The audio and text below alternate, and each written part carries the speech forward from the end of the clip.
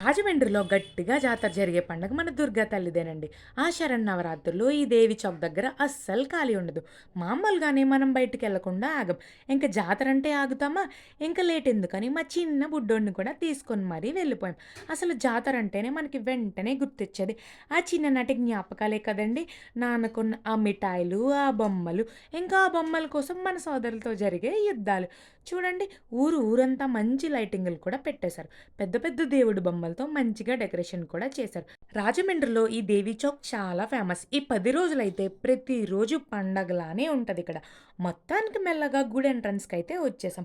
ఇక్కడ పైన గుడిలో ఉంది కదండీ! ఇది ఎప్పుడు నిత్యం ఇక్కడే ఉండే దేవి తల్లనమాట. ఇది కాకుండా అటువైపు వేరే తల్లిని నిలబెట్టారు. సో, మెల్లగా అటువైపు వెళ్ళిపోదాం. జనాలు చాలా మందే ఉన్నారు. అలా అని పెద్ద టైం ఏం పట్టలేదు దర్శనానికి. వేగంగానే అయిపోయింది. ఆ తల్లిని అలా చూస్తూ ఉంటే ఏదో తెలియని ఆనందం. మన పేజ్‌ని సబ్స్క్రైబ్ చేసుకో